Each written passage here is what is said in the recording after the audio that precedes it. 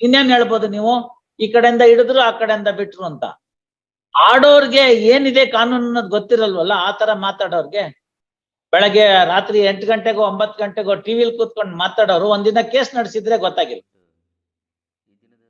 ಬರೇ 438 to 439 ಓದ್ಕೊಂಡು ಯಾವ್ದೋ ಡಿಸಿಷನ್ ಇಟ್ಕೊಂಡು ಓದೋದಲ್ಲ, ಪ್ರಾಕ್ಟಿಕಾಲಿಟಿ ತಿಳ್ಕೊಬೇಕು. ಆಗಿರೋದು ಒಂದ್ ತರ್ಚಿದ್ ಗಾಯ, ಒಂಚೂರು ಡೆಟಾಲ್ ಹಚ್ಬೇಕು, ಬಿಟ್ಟು ಕಳಿಸ್ಬೇಕು. ಅವ್ನಿಗೆ ಇನ್ಪೇಷಂಟ್ ಮಾಡ್ಕೊಂಡು ಏನ್ ಸುಲಿತೀರಿ? ಅಷ್ಟೇ ತಾನೆ? It's a minor aberration.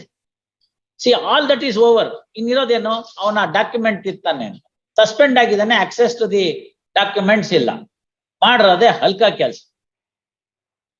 ಹೆಂಗಾಗ್ತಾನ್ರಿ? ಕೆಲ್ಸ ಹೋಗ್ಬಿಡ್ತಲ್ಲ.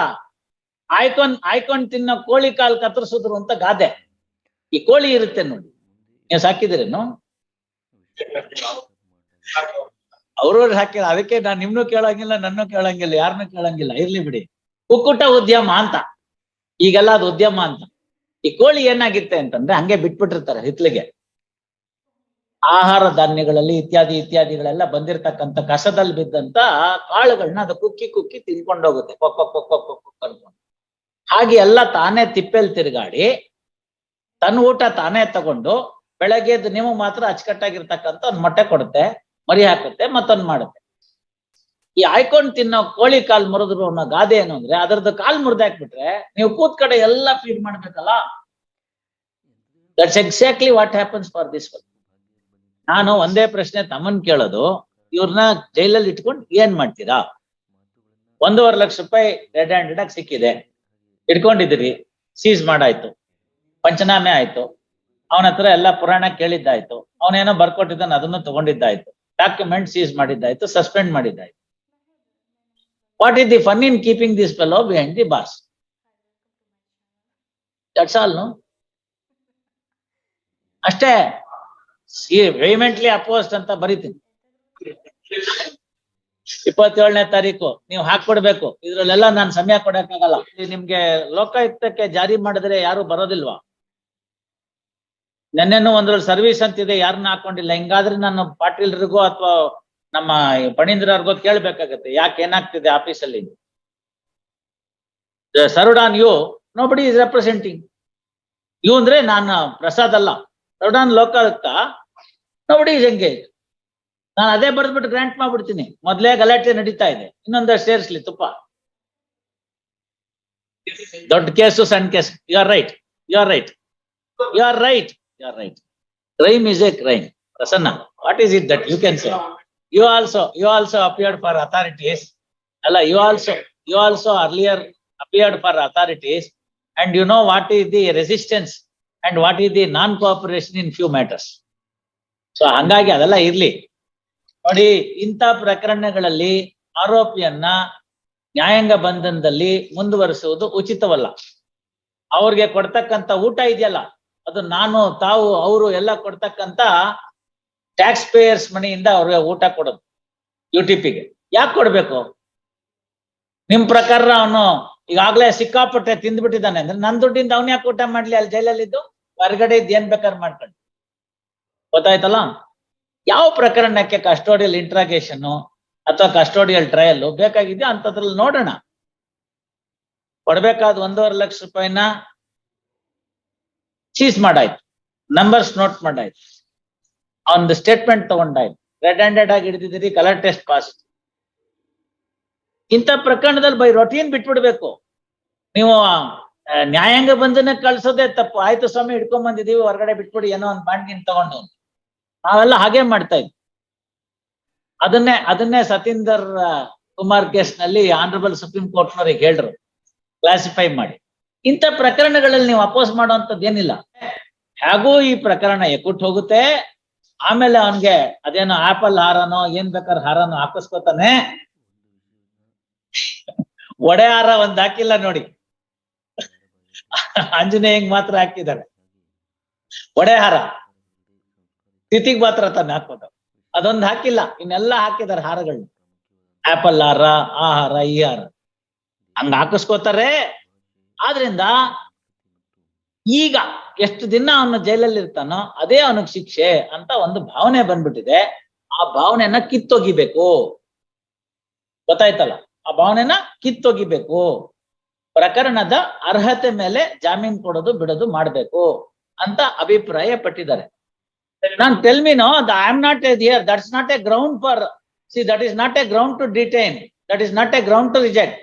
ನಿಮ್ಮ ಪಾಯಿಂಟ್ ಕರೆಕ್ಟ್ ಆಗಿದೆ, ಅಲ್ಲ ನಿಮ್ ಪಾಯಿಂಟ್ ಕರೆಕ್ಟ್ ಆಗಿದೆ. ಒಂದು ವೇಳೆ ಇಂತಹ ವ್ಯಕ್ತಿಗಳನ್ನ ತಿರ್ಗಾ ವಾಪಸ್ ಬಿಟ್ಬಿಟ್ರೆ ಇಟ್ ಎನ್ಕರೇಜಸ್ ಅಂತ ಮೊನ್ನೆ ಬರ್ದಿದ್ದೀನಿ, ಎನ್ಕರೇಜಸ್ ದಿ ಅದರ್ಸ್ ಅಂತ. ಅದರಿಂದೆಲ್ಲ ಇಲ್ವೇ ಇಲ್ಲ. ನೀವು ಆರ್ಗ್ಯುಮೆಂಟ್ ಇಲ್ಲ, ನೀವು ಆರ್ಗ್ಯುಮೆಂಟ್ ಮಾಡಲ್ಲ. ಕಲ್ಬುರ್ಗಿಲಿ ಒಂದು ಕೇಸಲ್ಲಿ ಆಗಿ ಹಂಗೋ ಹಿಂಗೋ ಮಾಡಿ ಏನೋ ಮಾಡಿಸ್ಬಿಟ್ಟು ರೀಇನ್ಸ್ಟೇಟೆಡ್ ಮಾಡ್ಕೊಂಡಿದ್ದಾನೆ, ತಿರ್ಗಾ ಇನ್ನೊಂದ್ರಲ್ಲಿ ಸಿಕ್ಕಾಕೊಂಡ. ನೆಕ್ಕೋ ನಾಯಿಗೆ ಲಿಂಗ್ವೇನು ಪಾಣಿಪೀಠವೇನು ಅಂತ ಗೊತ್ತಾಯ್ತಲ್ಲ, ಅವ್ನು ಇನ್ನೊಂದ್ರಲ್ಲಿ ಸಿಕ್ಕಾಕೊಂಡ. ಹಂಗೋ ಹಿಂಗೋ ಒಂದ್ರಲ್ಲಿ ಏನೋ ಮಾಡಿ ಅವ್ರನ್ನ ಸಸ್ಪೆನ್ಷನ್ ರಿವೋಕ್ ಆಯ್ತು ಅಂತಾನೆ ಇನ್ನೊಂದ್ರಲ್ಲಿ ಸಿಕ್ಕಾಕೊಂಡ. ಏನು ಮಾಡಕ್ಕಾಗಲ್ಲ, ಹೀನ್ ಸುಳಿ ಬೋಳ್ಸಿದ್ರು ಹೋಗಲ್ಲ ಅಂತ ಗಾದೆ. ಇವರು ಆ ತರದವ್ರು ಇದ್ದಾರೆ, ಇಲ್ಲ ಅಂತ ನಾನು ಹೇಳಲ್ಲ. ಬಟ್ ನೀವು ಜೈಲ್ನ ರಿಜೆಕ್ಟ್ ಮಾಡೋದಕ್ಕೆ ಜಸ್ಟಿಫಿಕೇಶನ್ ಬೇಕು. By allowing a person to languish in the jail is not a ground to reject, especially in a matter of this nature. ಸಾಕ್ಷ್ಯ ನಾಶ ಪಡಿಸುತ್ತಾನೆ ಅನ್ನೋದು ಮೊದಲನೇ ಭಾಗ ಇರಬೇಕು, ವಿಚಾರಣೆಗೆ ಹಾಜರಾಗುವುದಿಲ್ಲ ಅನ್ನೋದು ಎರಡನೇ ಭಾಗ ಇರಬೇಕು. ಇವೆರಡೇ ಪ್ರಮುಖವಾಗಿರ್ತಕ್ಕಂತಹ ಅಪರಾಧ, ಇದು grounds for the prosecution to oppose the bail. ಮೂರನೇ ಗ್ರೌಂಡ್ ಏನು, ಪುನಃ ಅಂತಹ ಕೃತ್ಯಗಳನ್ನ ಅವನು ಎಸಗಬಹುದು ಅಂತ. ನಾಲ್ಕನೇದೇನು, ಸಮಾಜಕ್ಕೆ ಕಂಟಕನಾಗಬಹುದು ಅಂತ. 12 ಪ್ಯಾರಾಮೀಟರ್ ಹಾಕಿದ್ದೀನಿ ನಾನು, ಒಂದಲ್ಲ. ಆ 12 ಬರಲ್ಲ ಇದರಲ್ಲಿ. Now he has lost his job. You have kept him under suspension. The concerned department, he cannot go back there. ಒಂಚೂರು ಸಸ್ಪೆನ್ಷನ್ ಅಲೋಯನ್ಸ್ ಕೊಡಬೇಕು ಮಾಡಿ. On the contrary, I would request, ತಾವು ಬಹಳ ಪ್ರಕರಣಗಳಲ್ಲಿ ತುಂಬಾ ಚೆನ್ನಾಗಿ ಸಹಕಾರ ಕೊಟ್ಟಿದ್ದೀರಿ ಕೋರ್ಟ್ಗೆ, ಇಲ್ಲೂ ಕೊಡಿ. ಏನು ಈಗ ರೈಡ್ ಮಾಡ್ತಿರೋ ಅದಕ್ಕೆ ಇಲ್ಲೆಲ್ಲ ಬರುತ್ತಲ್ಲ, ಪೆನ್ನಲ್ ಕ್ಯಾಮ್ರಾ, ಗುಂಡಿಲ್ ಕ್ಯಾಮ್ರಾ ಅಂತ. ಆತರ ಒಂದು ರೆಗ್ಯುಲರ್ ಕ್ಯಾಮ್ರಾ ಇಟ್ಕೊಂಡು ಡೈರೆಕ್ಟ್ ಆಗಿ ಒಂದು ಕ್ಯಾಮ್ರಾನ ಇಟ್ಕೊಳ್ಳಿ, ಬೇಕಾದ್ರೆ ವಿಡಿಯೋ ಕ್ಯಾಪ್ ಮಾಡ್ಕೊಂಡು ಎಲ್ಲ ವಿಡಿಯೋ ಮಾಡಿ. 161 provides you for that. That was amended 2009. 2009 amendment provided the statements of the charge sheet witnesses can be by audio video method. Second proviso to 161 is that. ತಗೊಳ್ಳಿ ಅದನ್ನ, ಅದರ ಅಡ್ವಾಂಟೇಜ್ ತೆಗೆದು ತಗೊಂಡು ಮಾಡಿ. ಅವನ್ ಹಾಸ್ಟೆಲ್ ಆಗ್ಬಾರ್ದು. ಅಲ್ಲಿ ಹೋಗಿದ್ದಾಗಿಂದ ಹಿಡಿದು ಅವನ ಕೈಲಿ ಕೊಟ್ಟು ಕಳ್ಸಿರಿ ಶಾಡೋ ವಿಟ್ನೆಸ್ ಒಂದು ಪೆನ್ನ. ಕ್ಲೈಮ್ ಮಾಡಿದ್ದು, ಎಲ್ಲಿ ನಿಂತಿದ್ದ, ಎಲ್ಲಿ ಬಂದ, ಅವ್ನು ಡಿಮಾಂಡ್ ಮಾಡಿದ್ದು, ತಕ್ಷಣ ಕೇಳಿದ್ದು, ಕೊಟ್ಟಿದ್ದು, ಅವನು ಎಲ್ಲಿ ಇಟ್ಕೊಂಡಿದ್ದ, ಫೈಲ್ ಕೆಳಗಡೆ ಇಟ್ಕೊಂಡ, ಎಡಗೈಲ್ ಜಾಬಲ್ಲಿ ಇಟ್ಕೊಂಡ, ಬಲ್ಗ, ಓರಲ್ ಎವಿಡೆನ್ಸ್ ಎಲ್ಲ ರೆಡ್ಯೂಸ್ ಆಗ್ಬಿಡುತ್ತೆ. Just play the video clip, this is the things that happened at the time of raid ಅಂತ ಹಾಕ್ಬಿಡಿ. ವಿಡಿಯೋ ಕ್ಲಿಪ್ ಇಸ್ ಫರ್ನಿಶ್ಡ್ ಅನ್ನಿ. ಅದ್ ಹೆಂಗ್ ಅಕ್ವಿಟಲ್ ಆಗುತ್ತೆ ನಾನು ನೋಡೋಣ. ನಮ್ಗೆ ಇಚ್ಛೆ ಇದ್ರೆ ಇದನ್ನ ಮಾಡಿ, ಹೇಳಿ. ಯಾವ ಫಂಡು ಇಲ್ಲ ರೀ, ಅದ್ಯಾವ್ದಕ್ಕೆ ಹಳೆ ತಾತನ ಕಾಲದ ಟೇಪ್ ರೆಕಾರ್ಡರ್ ಕೊಟ್ಟು ಕಳಿಸ್ತೀರಿ. ಅವ್ನು ಯಾವಾಗ ಹೇಳಿದ್ರೆ ಬೈ ಮರ್ತ್ ಮಿಸ್ಟೇಕ್ ನಾನು ಕೆಂಪ್ ಬಟನ್ ಹತ್ಬಿಟ್ಟು ಕಪ್ ಬಟನ್ ಹತ್ಕೊಂಡು ಹೋಗ್ಬಿಟ್ಟಿದ್ದೆ ಅಂತ ಬಂದು ಹೇಳ್ತಾನೆ. ಹಾಸ್ಟೆಲ್ ಆಗೋ ಯಾವ ಬಟನ್ ಬೇಕಾಗಿಲ್ಲ, ಎಲ್ಲ ಬಟನ್ ಇಲ್ಲೇ ಇರುತ್ತಲ್ಲ. ಸೊ ದೇರ್ ಫೋರ್ ಇದೆಲ್ಲ ಅದೆಲ್ಲ ಫಂಡಿಂದೆಲ್ಲ ಅಲ್ಲ, ಫಂಡ್ ಎಲ್ಲ ಏನಿಲ್ಲ, ಅದೆಲ್ಲ ಎಕ್ವಿಪ್ಮೆಂಟ್ಸ್ ಎಲ್ಲ ಇವತ್ತೆಲ್ಲ 3,000 ರೂಪಾಯಿಗೆ ಸಿಗ್ತಾ ಇದೆ. 3,000 ರೂಪಾಯಿಗೆ ಪೆನ್ ಕ್ಯಾಮ್ರಾ ಸಿಗ್ತಾ ಇದೆ, ಆಡಿಯೋ ವಿಡಿಯೋ ರೆಕಾರ್ಡ್ ಮಾಡ್ಕೊಳ್ಳೋದು. It can store up to 2 GB.